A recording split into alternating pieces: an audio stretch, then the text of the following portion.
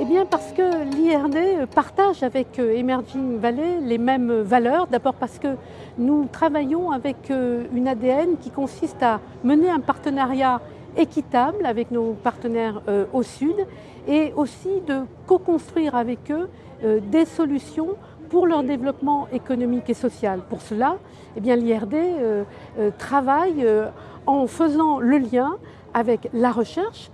Comme vous le savez, l'Institut de recherche pour le développement a de nombreux départements de recherche, de nombreuses structures de recherche, mais aujourd'hui, il faut faire le lien entre recherche, innovation et employabilité des jeunes aussi sur le continent africain.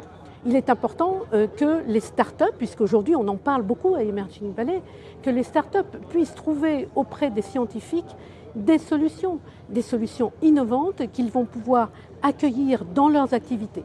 Donc l'IRD, dans ce sens, à la fois a développé des outils spécifiques pour accompagner ce mouvement et naturellement le fait en lien avec nos partenaires au Sud. Aujourd'hui, comme ça a été mis en valeur, il y a un double mouvement. Il y a d'abord à aller chercher dans la nature elle-même des solutions.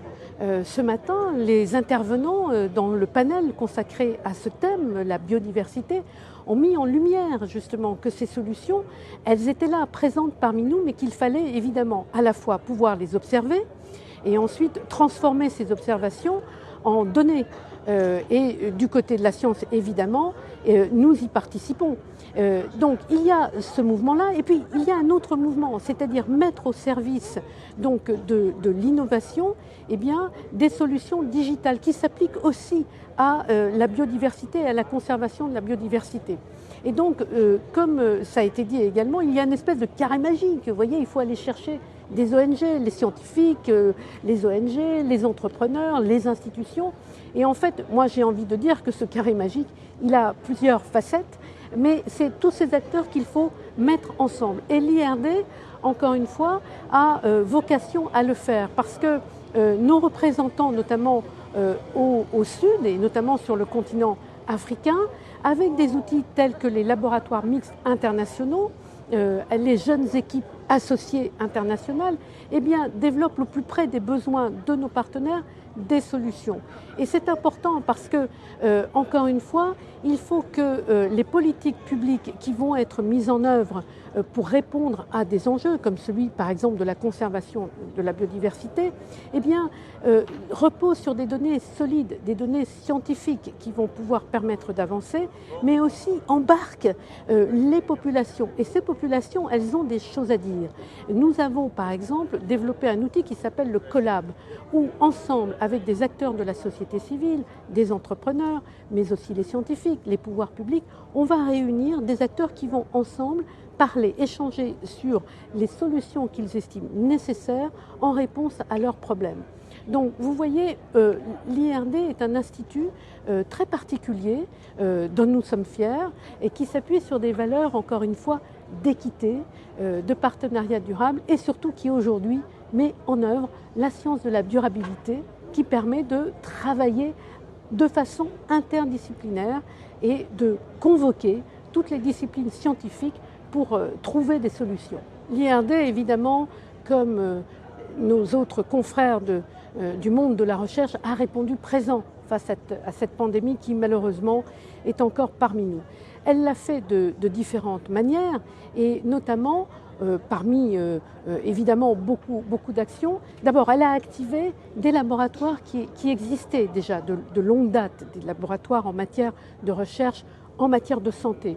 Et elle a activé ces laboratoires, je pense à des exemples en Guinée, je pense à des exemples au Cameroun, en RDC, où nous avons pu, avec nos partenaires au Sud, immédiatement répondre. C'est-à-dire, il s'agissait de quoi?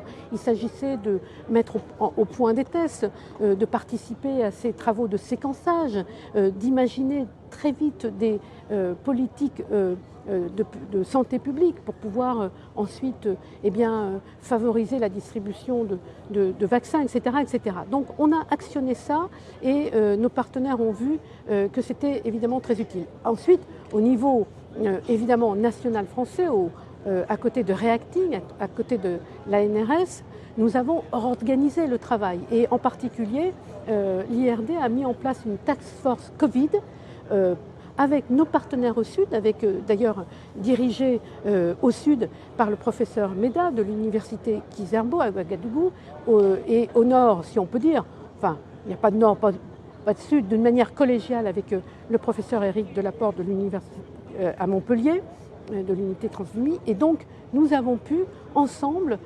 coordonner les efforts qui devaient être coordonnés. Et en plus, l'IRD a pu, grâce au financement de l'Agence française de développement, mettre en place un grand programme de réponse au Covid sur 5 pays d'Afrique de l'Ouest.